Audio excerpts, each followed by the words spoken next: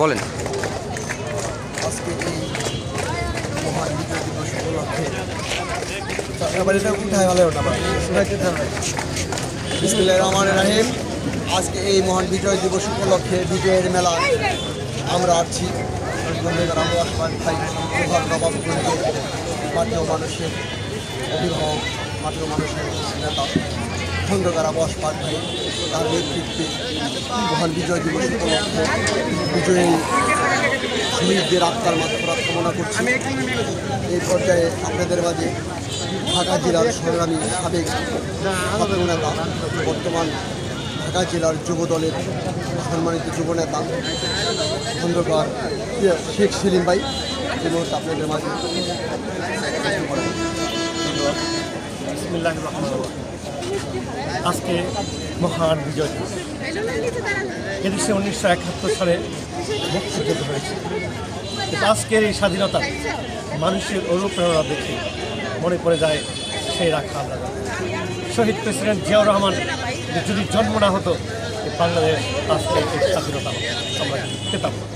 আজকের এই বিজয়ের উৎসব আমরা চোখে দেখি সময়ের প্রয়োজনে, যখন জিয়াউর রহমান ওই চট্টগ্রাম কারোরঘাট বেতারকান্দা থেকে উনি যখন যুদ্ধের ঘোষণা দিয়েছে, বাংলাদেশের মানুষ যখন দিশেহারা হয়ে পড়েছে, লাশ আর লাশ পাকিস্তানিদের নির্যাতন নিপীড়ন যখন বেরিয়ে চলছে, তখন মানুষ সিদ্ধান্ত নিয়ে যখন শহীদ প্রেসিডেন্ট জিয়াউর রহমানের কণ্ঠ থেকে বজ্র কণ্ঠ থেকে বেরিয়ে আসলো বাংলাদেশ স্বাধীন, এই ঘোষণার মাধ্যমে সারা বাংলাদেশের জনতা, কৃষক জনতা, যুব সমাজ, রাজনৈতিক মানুষ সবাই ঐক্যবদ্ধ হয়ে যে যার মতো সংগঠিত হয়ে ছাপিয়ে পড়ল পাকিস্তান।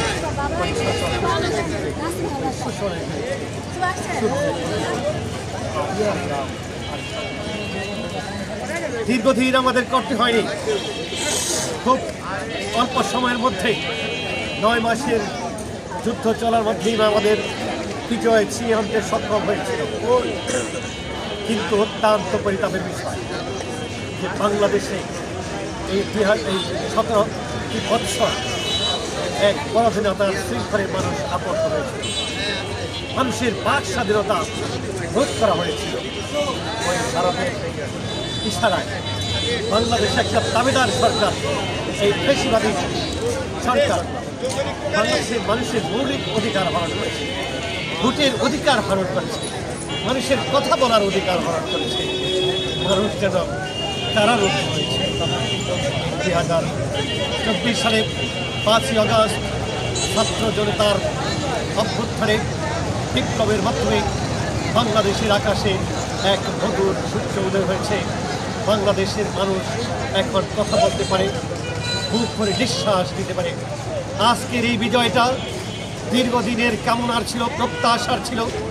দীর্ঘদিন 17টি বৎসর পরে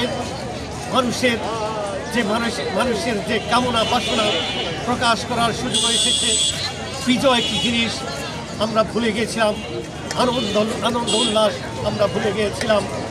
আবার এই নবাবগঞ্জ শহীদ মিনারে আমরা নবাবগঞ্জ দোহার মানুষের নেতা, মানুষের নেতা, ঢাকা জেলার সংগ্রামী এবং সবচেয়ে পরীক্ষিত যোগ্য সম্মানিত সভাপতি জনাব খন্দকার আবুয়াস পাকের নেতৃত্বে আজকে আমরা নবাবগঞ্জ বিজয় রেডি।